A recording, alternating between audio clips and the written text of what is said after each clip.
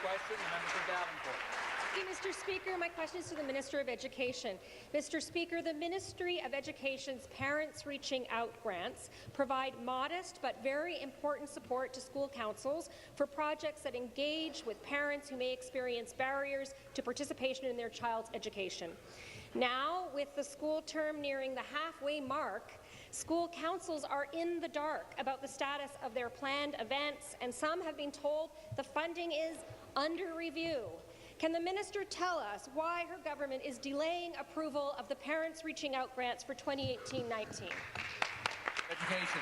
Well, thank you very much for that question. And Speaker, through you to the member opposite, I want to remind everyone in this House that we are keeping a promise we made during the election, and that is we're respecting parents.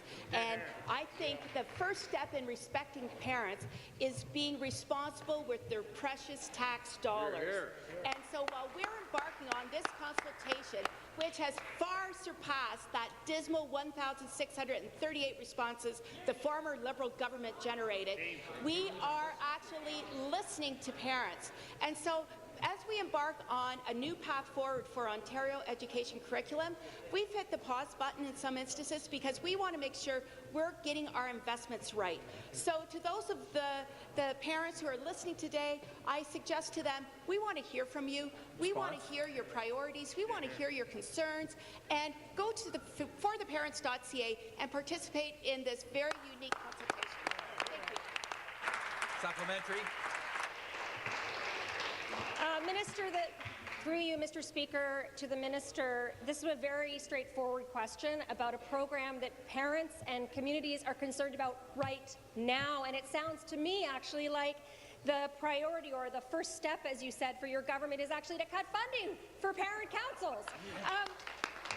From events focused on math skills to workshops on raising emotionally healthy kids, the Parents Reaching Out grants have served to connect parents with their school communities. Some of these programs have already registered hundreds of parents, and the school councils have applied in good faith following the ministry's process. Now they could be left with nothing. Yet another example of this government changing the rules in the middle of the game. Can the minister explain why this parent engagement funding is being withheld from parents wanting to be involved in their kids' education, or is the "for the parents" just another empty slogan? Speaker, Please take your seats. Minister.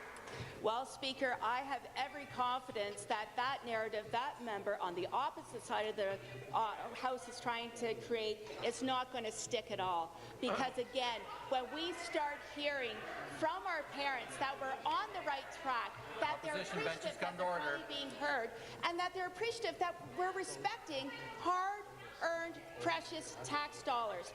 We're hitting the pause button until this consultation is finished, and I would think that that member opposite would be well advised, instead of creating turmoil, encourage her people to get involved in the consultation so that we can get involved in